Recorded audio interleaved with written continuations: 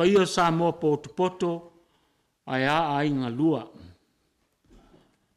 No whaalo po whanau a Fetalaiga tulou lava lo ngutu maleafi a wā le lio o lewa on tātou whamawai.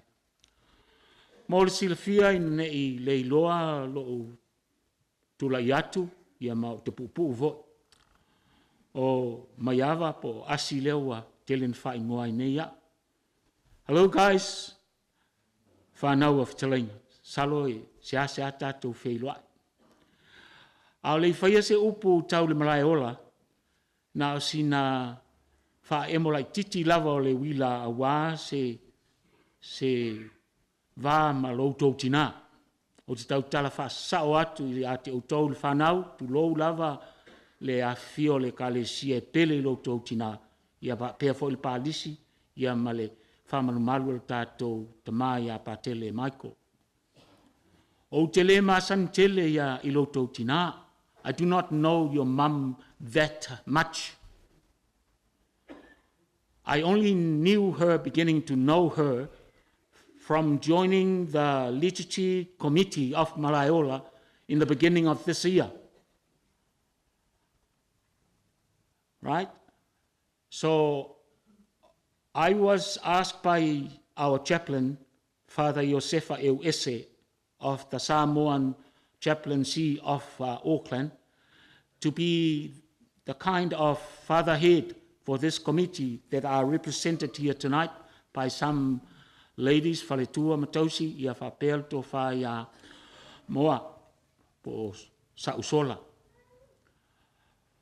So I saw her a little bit from time to time because I didn't want to bother them too much. That's how I behave myself from the ladies, you know, keep the distance.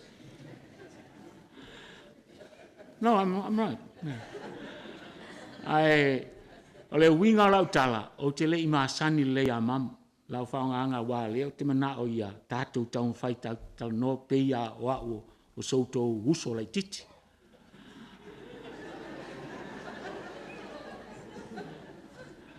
Whato au tau masani lei pe ua matua i o masani lei ia mam, no ma whetau i Samoa, ah?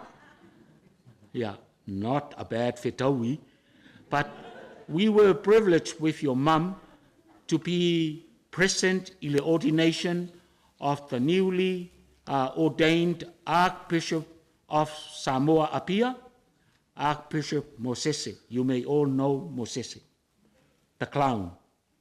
Okay. All right. So what happened was in the brightness of the sun inside the church in Apia, was in the brightness of the sun inside the church, outside in the marquee, over the field at Leova. And you know what she was doing to me? Where's Anna? E ka pili ia u kani uma. Whapea ayo ke vevela. Awo whakanga, you know, ape ngā ia, awo fia ia ama. Ole mea nana o iloa ai loutou tina. E tautala whaaloalo, e le tautala whaaloalo, leo tangata, tautala whaaloalo anga le tofi o Malaeola. Le laten nof. O so o langona na wo o mai nei taimi i lo o manuia na maua i le nei au na ale atua. So, there you are. Te titi ao misi, mai se kalasia, mai le nei tina. Leo o whalongolongo nei o tō Molimau, e fō linga e whatauwa. Ai, te leanga lei ma le atua sa ia te ia. Pea na sa noa Archbishop Mosese, ai ti tilo atu ia oe, o le atua oe, ti tilo le teine la, o le atua le teine la, ti tilo i whea ma whea, o le tangata. Ia tilo whapena la leo o ia o mawhauwhaunga i lotou tina. So personally, I would like to thank you so much for having Mum the privilege to be in Samoa together with me and share this memorable and one-of-a-kind occasion in the history of the church, especially in Samoa. Whaftai telela, whaftai. O te whaonga nei taimi, I le awa marami ngā tauai e tu samatu mā ngā a le tātou puleanga Katolik Samoa i au kilani, tawhaitasi Malaeola i lau fionga tuala, whapea le paia maurunga o le tātou au lotu Samoa i Christ the King nei, ia po owe raka. Whaftaitele mo le masaninga ua tātou maua whaatasi Malaeola, sa maua i le awa noa e wheiloa iai ma le nei mea alofa silisili e le tua. O se whate ia tele ia tiau ai maise na wau sa vea masui o le ofisa i Malaeola o te o atuai Samoa ma mawhitau iai ma le nei a mea alofa tā ua le atua i a Fetalaiga tulou le swafa i a mua. Nā le whawhitai tele i loutou tausi ma loutou anga le lei, le nei tina, le nei tua fine, ia ma le nei uso whateine, tausala, iona winga, so se winga, o winga lava ia, o lon tangata ma lon tamali anga, na ngaosi ia le tua.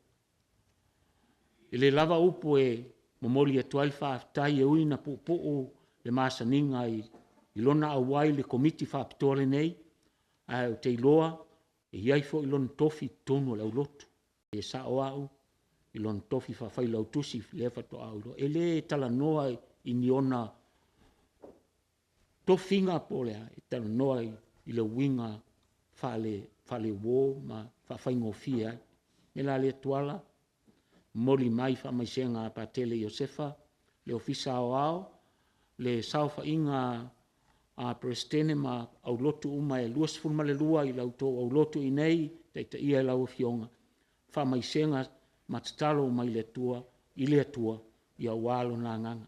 Ia whapea fo i ma nganga uma o le tato au lotu, o lo ua tapua i mai i le mapsanga e whabavau. Whaftai fo i le pālisi, ia mo whamanuianga ese, mo maua e nei whanau la alo ma le lio, e tu sai ma tau singa tau ia ina ia alofa, lana malanga ia maua ni ai, whaawawai. Ana ma Scott, ia le lui tau le na, whaatalitali mai Malaeola, tātou wheilo ai, whaawau le a fo i le ngā ruenga ua umao na toina e o tō matua, ia tātou whitau iai i tā, e le mamau. Patele, whaftai lau whionga, a leiloa, whaftai fo i wa tupu mane mea, ma se fo i o tātou tamai a Bishop Dennis, wa tātou wō whatasi, a tonu e tō tele le silfia, lau i loa nei e pikopo i lona a saina o Malaeola i le taanga o le vau, malalafo, ia whaawau ai le petane o malnei aso. Ne la lea tātou tu i luma lea tua, ua oa fo i New Zealand, wale a minga pa ia i le tupu o tangata Maori o tātou lava ia, ia e whaafitai, pa usitoa, ia lea ua maua le tupu tamai taifou o le tangata whanua, ia tātou āralanga lea. Fia le au pa ia le langi, ia leo whitau i Fetalaiga, pa le whionga ia mua le nei aso, tau ia ina via dio, ia manuia tele le nei fiafi soifua.